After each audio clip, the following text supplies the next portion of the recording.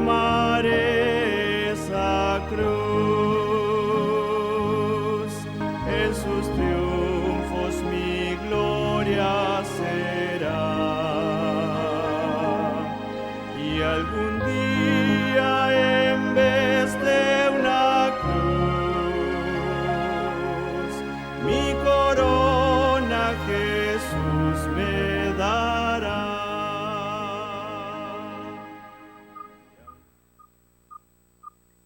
Tengan todos muy buenos días.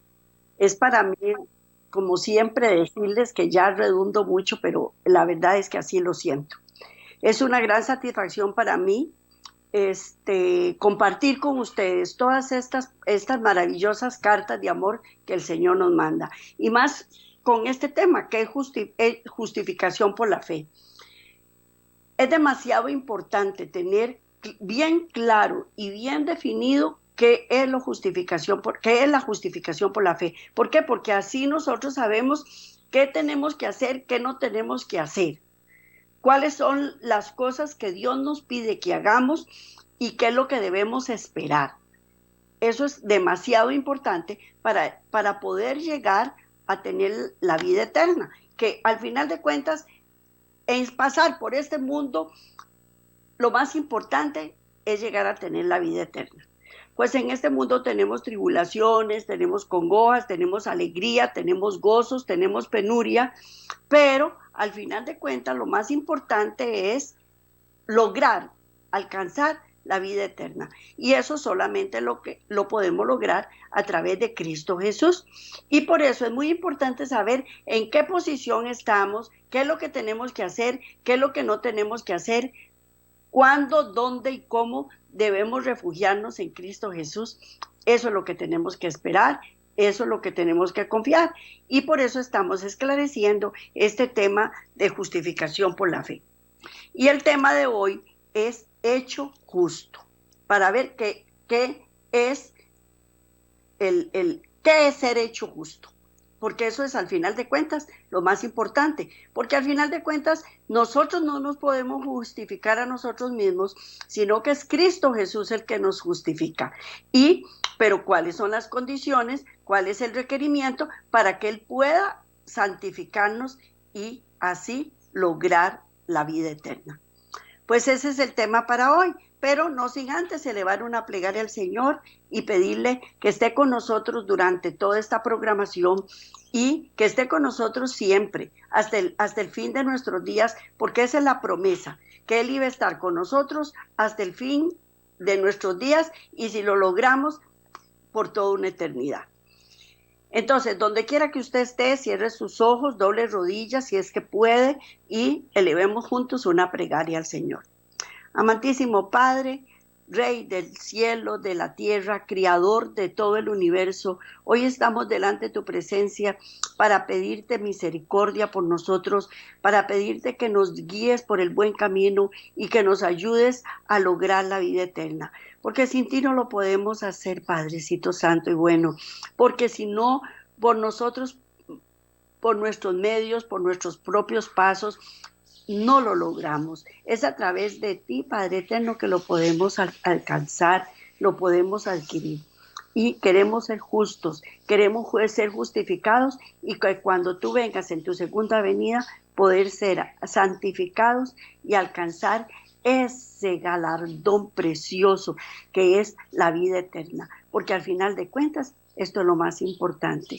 Y hoy te pedimos tu ayuda y también que me ayudes a descifrar este programa para que pueda llegar a todos los oyentes, a toda la gente que lo pueda accesar o lo quiera o lo deba accesar, porque tú abres las puertas, abre los corazones, abre los hogares en donde esta palabra debe llegar.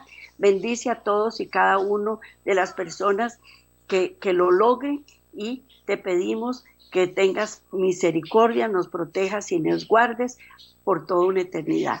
Gracias, Padre eterno, en el nombre de Cristo Jesús. Amén. Bueno, hoy vamos a hablar de hecho justo. Y siempre, como se los dije, dentro del tema justificado por fe.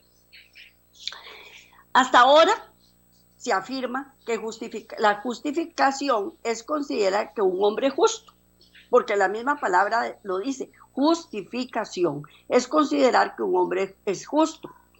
Esta declaración no se refería a este acto como la obra de santificación. Una cosa es ser justo y otra cosa es ser santificado. Son justificado una forma y santificado es otra. Esto se ve como la obra de ser santificado, es como la obra de justificación. Por lo general, cuando uno anda en los caminos del Señor, la gente le dice a uno, no, que usted era tan santico y que usted ya estaba ya en vuelo directo al cielo y que está en un nivel superior. No. No nos equivoquemos, estamos esforzándonos para lograrlo, estamos esforzándolo y al final de cuentas ese esfuerzo que estamos haciendo es el mínimo, porque al final de cuentas el Señor lo agarra a uno y se lo lleva directo, porque de lo contrario uno no lo puede lograr, pero Dios con su infinita misericordia sí lo puede lograr por nosotros. Ahora, en este momento debemos armonizar estas aparentes contradicciones sin que cambie el claro significado de las Escrituras.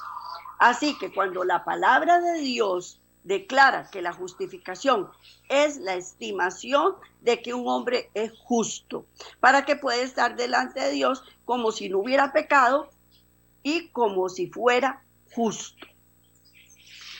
De igual manera, cuando la palabra de Dios declara que la justificación es la declaración de que un hombre es justo, de modo que él realmente delante de Dios, entonces otra vez esto es lo que la justificación tiene que ser. ¿El hecho cuál es? El hecho de la justificación son dos cosas, una consideración y una declaración. Porque una cosa es considerar y otra cosa es declarar. Ella provee dos diferentes bendiciones para cada individuo. Tiene que hacer esto por necesidad, porque el pecador perdido está cargado, no con una fuente de condenación, sino con una doble. Es doble la carga que tenemos.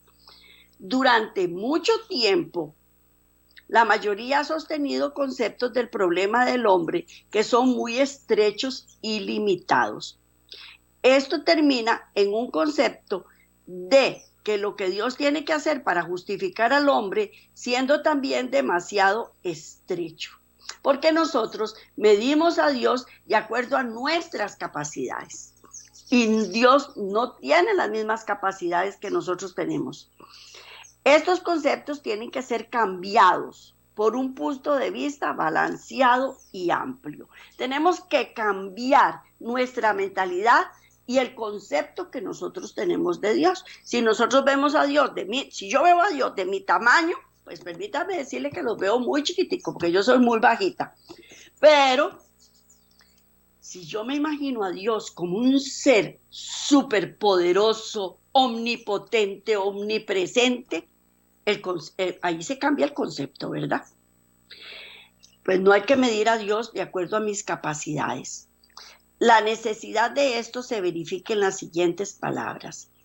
El perdón tiene un significado más abarcante de lo que muchos suponen. Porque nosotros estamos acostumbrados al perdón de Dios, a igual como yo perdono a mi esposo, a mis hijos, al vecino, a mis parientes. Y no, la diferencia es abismal, A menos que nuestra condición espiritual hoy sea mejor, la siguiente amonestación es todavía verdad. No hay uno en 100 que comprenda por sí mismo la verdad de la Biblia sobre este tema que es tan necesaria para nuestro bienestar y presente y eterno. Es completamente diferente, es diferente.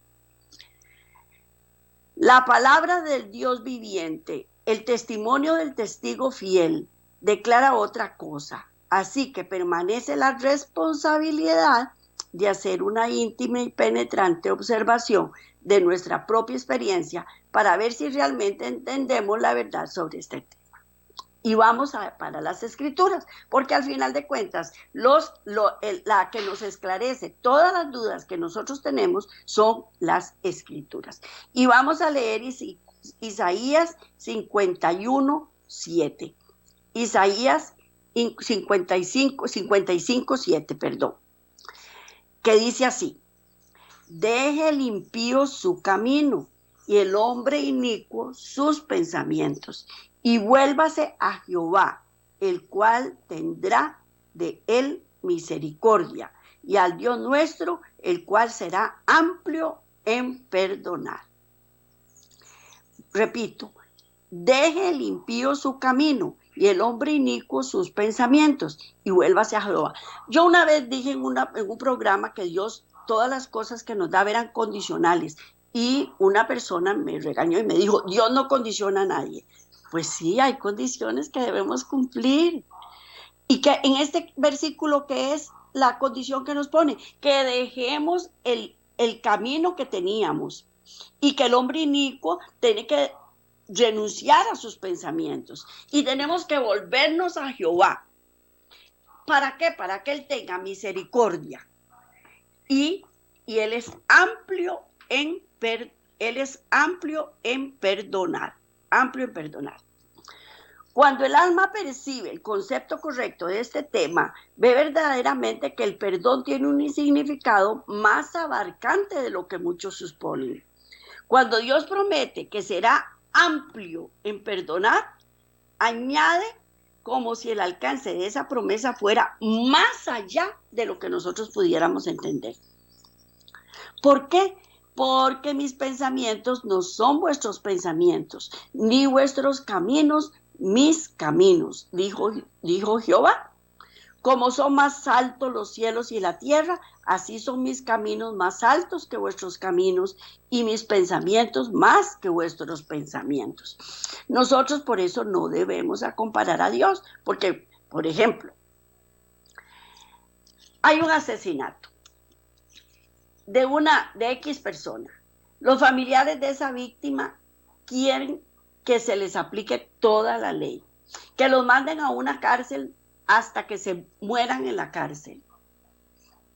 Pero si ellos se arrepintieron y le pidieron el perdón a Dios, el Señor los va a perdonar. Y yo lo voy a perdonar, o los parientes de esa persona que la asesinaron va a perdonar. Cuesta mucho, ¿verdad? Entonces, el perdón de Dios comparado con el perdón de esas personas no se puede medir con la misma medida. Jamás, jamás, jamás. Pero ese es Dios, y Él para siempre es su misericordia. Y con un corazón contrito y humillado, Él lo va a perdonar. Pensemos en Pablo, cuando Pablo mandaba a perseguir a todos los cristianos, cuando mandó a matar a Esteban.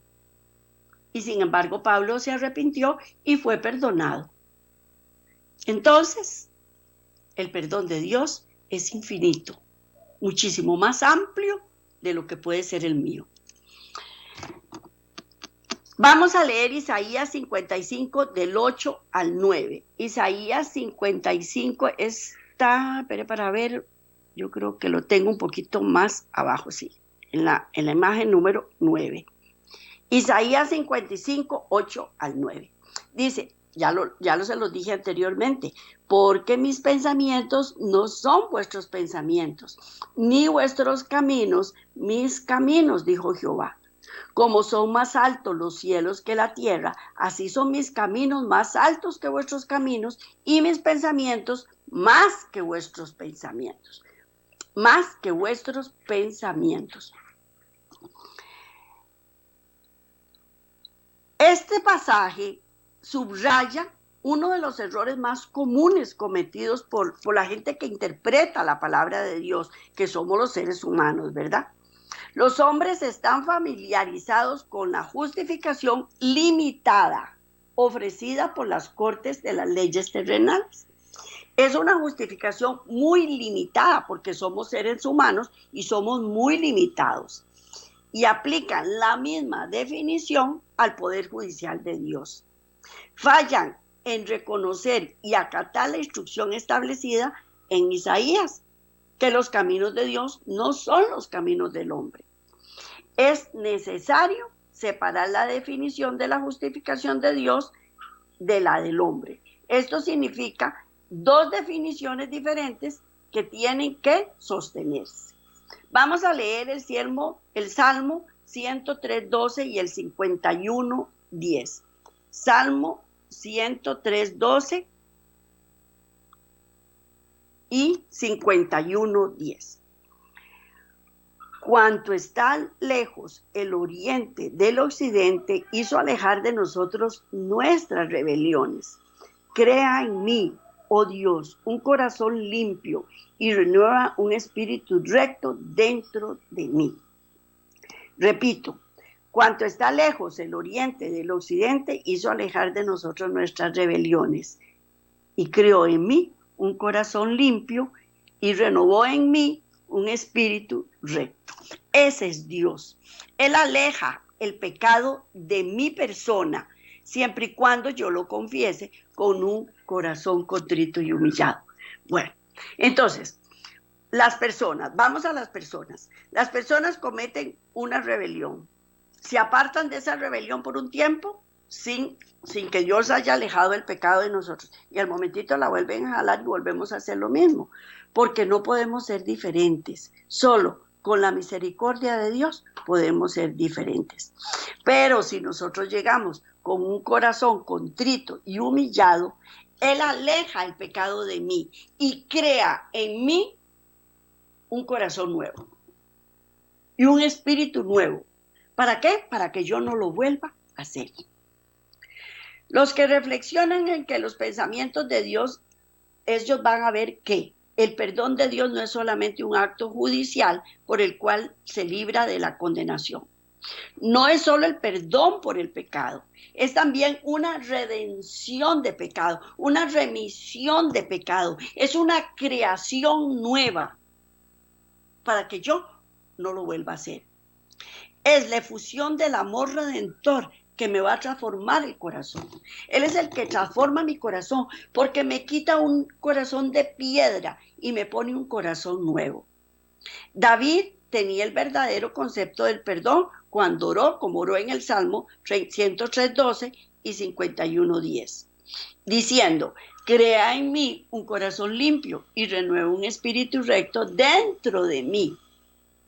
También dijo: cuanto está lejos el oriente del occidente, hizo alejar de nosotros nuestras rebeliones. Ese es el poder creador de Dios que nosotros debemos buscar.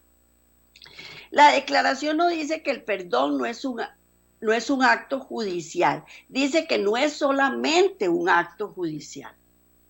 No es solamente un acto judicial de que diga yo lo perdono, está sobreseído de su pecado. No, Él me dice: María Elena, te voy a dar un corazón nuevo. ¿Para qué? Para que no lo volvás a hacer.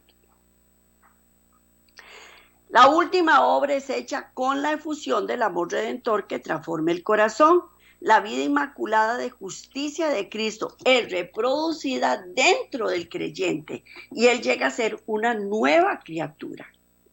Este acto creador es tanto la obra de justificación como considerar que un hombre es justo. Ahí en ese momento él me está haciendo justo. ¿Verdad que sí? Pero la santificación todavía no la alcanzo. Es un área de mí que está sanando. Pero esto es un proceso porque no es solo esa área que yo la tengo enferma, que yo la tengo dañada. Son un montón de áreas en donde el proceso, poquito a poco, me va limpiando todas las áreas dañadas que tengo. David tenía el verdadero concepto del perdón cuando oró. La declaración de que David tenía la verdadera concepción del perdón afirma que hay otros conceptos que son incorrectos. Entonces, tener la verdad sobre este tema es comprender que la creación de un corazón limpio es la renovación de un espíritu recto internamente. Y esas son las obras de la justificación. Desdichadamente, no es el concepto sostenido por la mayoría de los cristianos profesos hoy, y son privados así de la bienaventuranza del perdón disponible en esta experiencia. Para remediar esta deficiencia en nuestro estudio, tiene que ser claro en que la justificación involucra las dos obras, la de estimación y la de transformación. Son dos cosas que van agarradas de la mano. Una es que me estima y otra es que me transforma. No es solamente el perdón del pecado. Nosotros lo vemos en los reos. Mire, agarran un montón de reos que se portaron bien en la cárcel y los dicen, ya está libre. Y un mes, 2 meses, un tiempito después vuelven a delinquir. ¿Por qué? Porque no tienen un corazón nuevo. Simplemente recibieron el perdón de una ley aplicada terrenalmente, pero no tienen un corazón nuevo que Dios les haya renovado. ¿Ok? Para remediar esta deficiencia en nuestro estudio, tiene que ser claro en que la justificación involucra las dos obras, la estimación y la transformación. No es solo el perdón por el pecado, es también la redención de pecado. Esto es conocimiento apropiadamente aplicado al problema del pecado. Como hay dos aspectos de la solución, de igual manera habrá dos condenaciones que requieren eliminación. ¿Cuáles son estas condenaciones que penden sobre la cabeza de los no salvos? Vamos a verlas. Ellos son la culpa de los pecados cometidos en el pasado y el peso de la condenación que se lleva debido a la condición pecaminosa. Estos son dos problemas separados que tienen que ser resueltos de maneras diferentes. La culpa, repito, la culpa de los pecados cometidos en el pasado y la condición pecaminosa. Dios me perdonó todos los pecados que yo había cometido antes al venir a Cristo y recibirlo en mi corazón. Todas las cosas viejas pasaron. Pero Él tiene que quitar de mí esta condición pecaminosa. Y no es uno el pecado que cometo, son un montón. Entonces, poquito a poco, Él tiene que ir sanando mi corazón. Porque si lo hace de un solo tiro, seguro que me vuelvo loca, porque esa es la mente humana. Se hace un cortocircuito en mi cerebro y no voy a funcionar más. Ninguno tiene dificultad de ver que el pecador es condenado por causa de los pecados que él ha cometido. Todos saben que a menos que el perdón sea obtenido, la penalidad por un acto equivocado es muerte eterna. Sin embargo, muchos no ven que la destrucción eterna amenaza también al individuo porque su condición es pecaminosa. Ok, el Señor me perdonó todos mis pecados pasados me fueron perdonados. Pero si no me quita mi condición pecaminosa, yo voy a seguirlos cometiendo. ¿Verdad que sí? Porque no puedo ser diferente. Entonces Él tiene que quitarme esa condición pecaminosa, porque yo no me la puedo quitar. Los que no pueden ver esto son aptos para enseñar y creer que todo hijo es realmente nacido justo y que no pasa bajo condenación hasta que cometa su primer pecado. Eso es lo que tenemos todos pensando, siempre lo pensamos, que un niñito, un bebecito nacía justo y que iba a ser pecador hasta que cometiera el primer pecado. Y eso no es cierto. Esta posición es el resultado eterno de la creencia de que el pecador es condenado solo por lo que él ha hecho. Los que adoptan esta forma respaldan su posición en las Escrituras, que nos aseguran que ninguno será castigado por los pecados cometidos por otro. Y eso es cierto. Yo no voy a ser castigada por los pecados que cometieron mi papá y mi mamá, pero por lo general uno viene siguiendo los pasos del papá y la mamá y viene cometiendo los mismos pecados, los mismos errores. Entonces, vamos a leer Ezequiel 18:20, a ver qué nos dice. Ezequiel 18:20 nos dice: el alma que pecare, esa morirá. El hijo no llevará el pecado del padre, ni el padre llevará el pecado del hijo. La justicia del justo será sobre él, y la impiedad del impío será sobre él. Entonces, si yo no cargo los pecados de mi papá y mi mamá, no me pueden acusar por eso. Esto es enteramente justo y ninguno debiera tener dificultad en entender estas provisiones. Por ejemplo, Adán, el padre justo del incrédulo Caín, no fue culpable por la muerte de Abel. Caín cometió el acto malo y tenía que llevar la plena responsabilidad de ello. ¿Iba Adán a cargar el pecado de Caín? No. Pero no obstante, hay un pecado cometido por un hombre que es la excepción de esta regla, y ese es el primer acto de rebelión de Adán en el Edén. Entonces, veámoslo de esta forma. Adán pecó y su pecado recayó sobre Caín. ¿Por qué? Porque Caín decidió matar. Lo mismo ocurrió con Abel, porque al final de cuentas uno decide si comete pecados como lo cometió el papá o comete otros o iguales o diferentes. Pero el pecado de Adán recayó sobre toda la humanidad.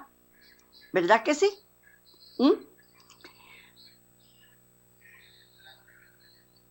Es triste. Este triste acto condenó a todo descendiente de Adán y Eva a la sentencia de muerte, independientemente de si ellos cometían un acto pecaminoso o no. De modo que si un niño nacía y luego moría antes de pecar, o estará en el reino a menos que no se le haya aplicado la gracia salvadora de Dios. Cuando la gente comete iniquidad, solo añade una condenación más a la condenación con la cual nacieron. Cuando yo nazco, yo vengo arrastrando pecados de mis generaciones atrás. Y yo decido si sigo pecando, si sigo añadiendo más culpabilidad a mi cuenta. Por eso cuando yo llego a Cristo, todos esos pecados viejos pasaron.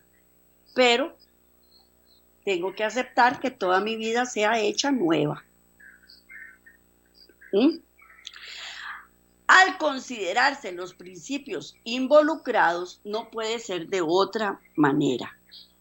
Adán fue nombrado por Dios para ser el portador de la simiente, por donde con incontables descendientes podían entrar a su reino y gozar eternamente sus bendiciones y beneficios.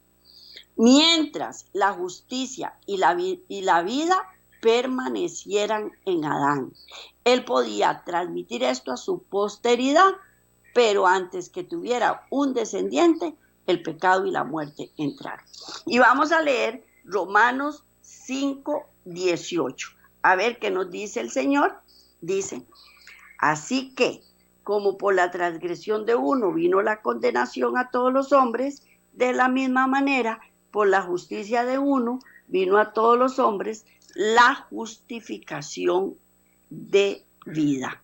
La justificación de vida.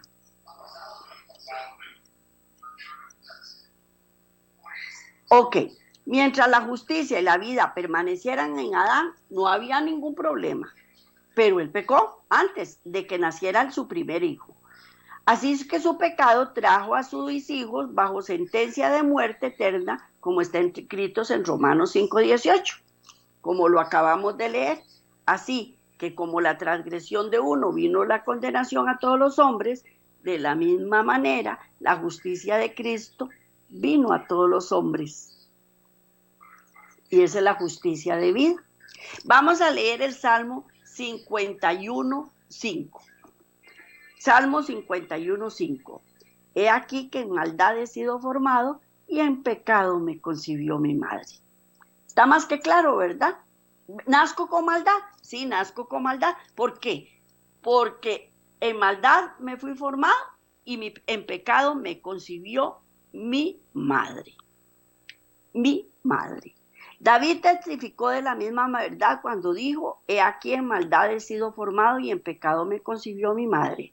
Así que ninguno puede escapar de la herencia natural, la cual viene desde Adán.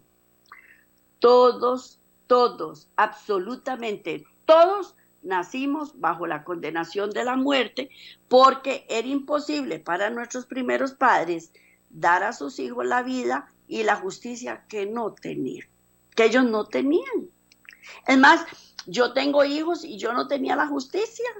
Entonces yo no le podía dar lo que yo no tenía, porque uno no puede dar lo que no tiene. Esta condenación descansa sobre todos, no por lo que ellos han hecho, sino por lo que ellos son. Porque cuando yo cometo un pecado, ya soy así, ya yo voy a ser. Es una cosa es querer y otra cosa es ser. Pero cuando cometemos pecados, si yo miento es porque soy mentirosa. Si yo robo es porque soy ladrona. Si yo digo blasfemias es porque soy blasfema. Tan pronto como el niño comete su primer pecado, añade una condenación más. La culpa de transgresión cometida realmente está situada. Esta situación dicta dos soluciones. Que son aplicadas para tratar con cada problema respectivamente. La persona puede entonces ser justificada y heredar así la vida eterna. Que hay dos obras diferentes de gracia que se llevan a cabo por el ser justificado, se explica en esta declaración. No puedes expiar tus pecados pasados, ni puedes cambiar tu corazón ni hacerte santo.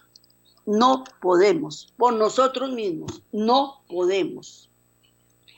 Esto describe la forma en la cual nosotros hemos de creer en Dios para el perdón de los pecados. Como yo no puedo cambiar, como yo no puedo ser diferente, tengo que acudir a un ser supremo que lo haga por mí, porque de lo contrario no lo voy a lograr. Para mostrar lo que el perdón de pecados y cómo ha de ser recibido, la atención es entonces dirigida a la sanidad del hombre de Betesda.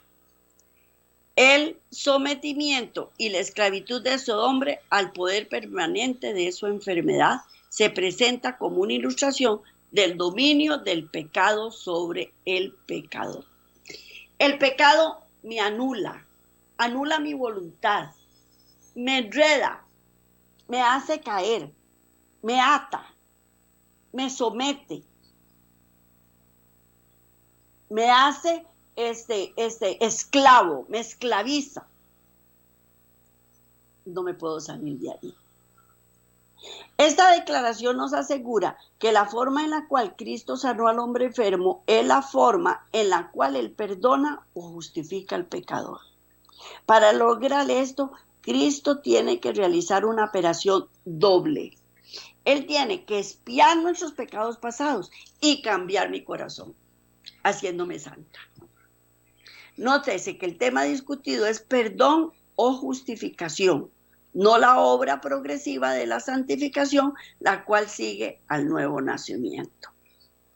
Primero me perdona y después empiezo un proceso de santificación, un proceso en donde Él va quitando, como yo siempre les he comparado esto con limpiar una casa, en donde uno empieza quitando lo grueso, tiende las camas, lava los trastes, limpia vidrio, limpia paredes, y ahí sigue el proceso hasta los detallitos más pequeños para que la casa quede limpia. Pero el hombre no tiene la capacidad para hacer ninguno de estos trabajos.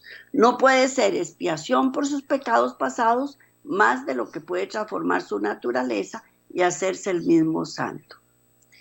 Si fuera dejado a sus propios recursos, tendría causa para la desesperación. Pero en cambio puede regocijarse en las maravillosas promesas. Mas Dios promete hacer todo esto por nosotros mediante Cristo Jesús. Qué lindo que es Dios, que Él puede limpiar mi casa, puede limpiar mi yo, ¿verdad que sí? Puede limpiar mi familia, puede limpiar mis generaciones posteriores.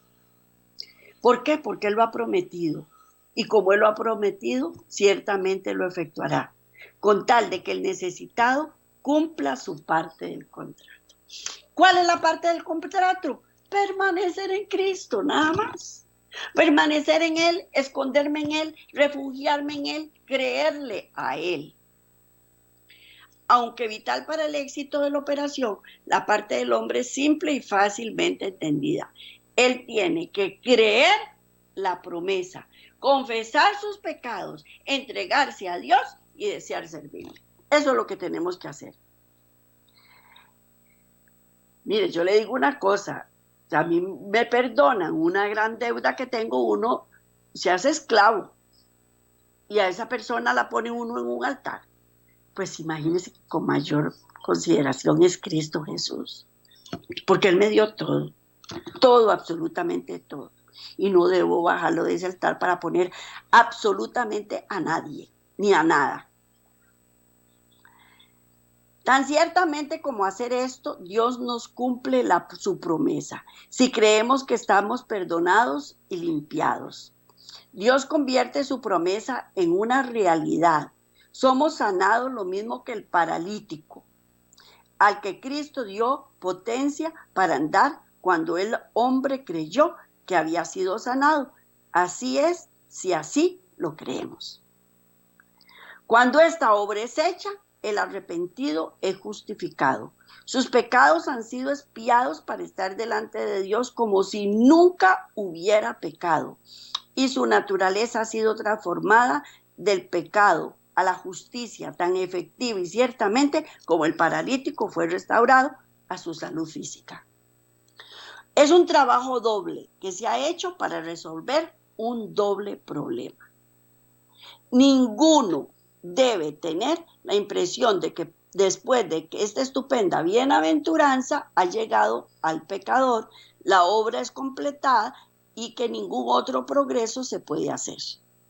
El hecho es que la justificación es solamente el comienzo del largo trabajo de separar a un hombre para el reino, exactamente como el matrimonio nos conduce a las dos personas a una armonía perfecta e inmediata.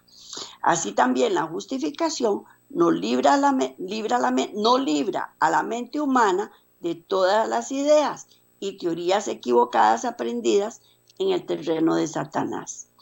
Esto toma tiempo y se llama reforma y santificación. Y es una obra de toda la vida. Pero hay personas que se conforman nada más con que sus pecados viejos fueron perdonados. Y ya, aquí sigo. O no importa, este pecadito y le pido perdón a Dios y Él siempre está dispuesto a perdonar. La cosa no es así. El fracaso de la persona común en comprender el pleno alcance de la justificación de Dios es debido a la tendencia común a igualar las cosas celestiales con las cosas terrenales. Este fue el problema que confrontó Nicodemo cuando Cristo intentaba abrirle las gloriosas verdades acerca de la justificación por la fe. Y vamos a leer Juan 3, del 10 al 12. Juan 3, del 10 al 12. Y es cuando la conversación que tuvo Cristo con Nicodemo. Respondiendo Jesús le dijo, respondiendo a Jesús dijo, ¿eres tú maestro de Israel y no sabes esto? ¿Por qué? Porque él le preguntó, Nicodemo le hizo una serie de preguntas a Cristo Jesús. Y Cristo se quedó sobresaltado, ¿verdad? De que no le supiera contestar, que él no supiera eso. Y entonces le preguntó, ¿eres tú maestro de Israel y no sabes esto? De cierto te digo, que lo que sabemos hablamos y lo que hemos visto testificamos y no recibís nuestro testimonio. Si os he dicho cosas terrenales y no creéis, ¿cómo creéis si os dijera las celestiales? Era una forma de confrontar a Nicodemo. ¿Cómo era posible que él, siendo maestro, no supiera estas cosas, porque uno testifica de lo que sabe, porque yo no puedo hablar de lo que no sé. Cuando nosotros hablamos de justificación por la fe, hablamos de cosas celestiales. Estas son muy difíciles de comprender, más que las cosas terrenales, y las dos tienden a ser confundidas. Yo confundo lo que vivo con las cosas celestiales, y no debe ser así. Hay algunas importantes diferencias entre ellas. La principal es que las cosas terrenales son limitadas en su habilidad para juzgar, mientras que Dios es ilimitado. Un juez y un jurado son incapaces de leer el corazón. Solo Cristo Jesús puede leer nuestros corazones y Él va a saber cuáles son mis intenciones. Porque yo puedo agarrar a una persona y empujarla y decir, ay, perdón, fue un accidente. Pero Cristo conoce mi corazón y sabe realmente si fue un accidente o no fue un accidente. Ellos pueden decir solamente si una persona hizo o no cierta acción. Si ella es culpable de llevar a cabo un acto criminal, entonces está bajo condenación. Si no lo hizo, entonces es justificada por las cortes de la ley. Consecuentemente, un hombre puede tener un odio intenso por otra persona y un propósito apropiado de asesinar al objeto de su rencor. Sin embargo, no puede ser arrestado o traído al juicio como una corte terrenal hasta que haya hecho realmente el acto o por lo menos intentarlo. Así no es la sala del juicio celestial. El Eterno tiene la capacidad infinita para leer las emociones e intenciones más secretas de cada persona. Cuando una persona tiene odio dentro de ella, Dios lo sabe y reconoce la presencia en ella del pecado y la muerte. Esta sentencia no es impuesta sobre el individuo por Dios. Él ha sido puesto en esa situación por la rebelión de Adán en el Edén. Y el juicio de Dios es simplemente un reconocimiento de lo que Él es realmente. La obra de Dios no es condenar, sino salvar. Y aquí es donde concentra sus energías. Vamos a leer Juan 3:17.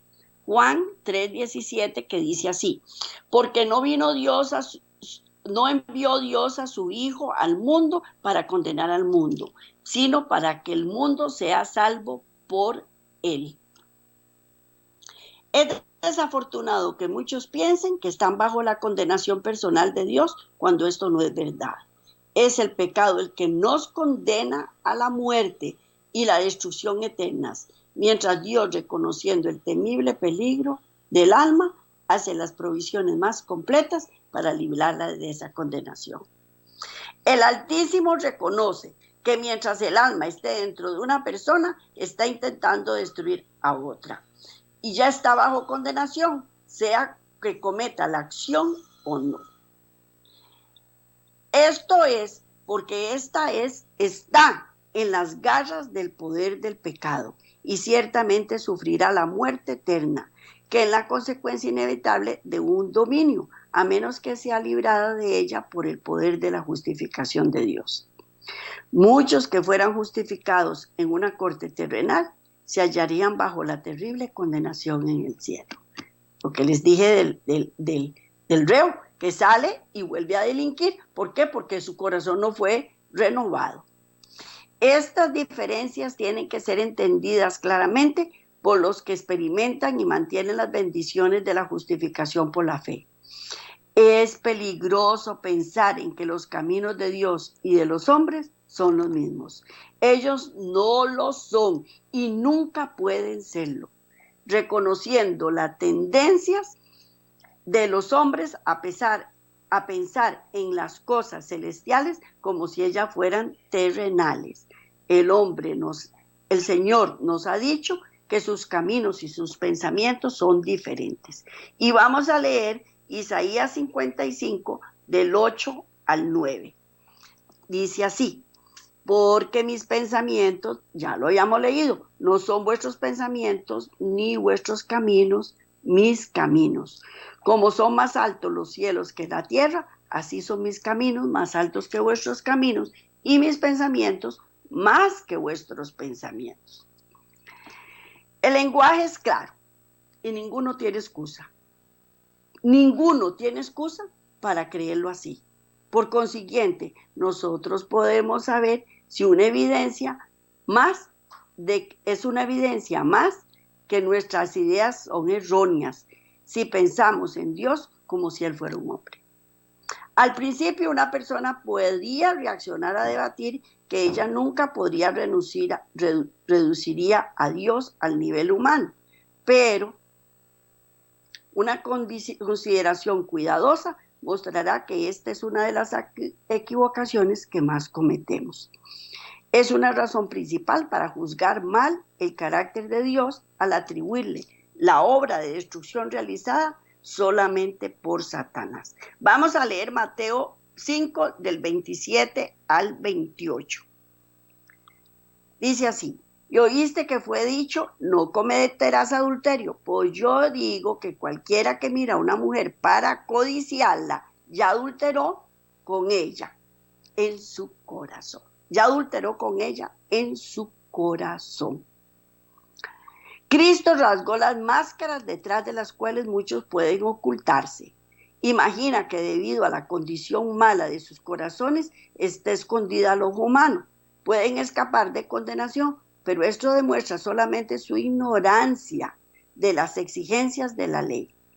Saben que mientras pueden impedir que otros hombres conozcan los malos pensamientos y deseos que corren por sus mentes, están seguros de no sufrir condenación humana y piensan que no pueden tratar con Dios de la misma manera. Lo que ellos están haciendo realmente es mostrando su mayor preocupación por la aprobación humana que por la aprobación de Dios. Y vamos a leer Primera de Juan 3:15.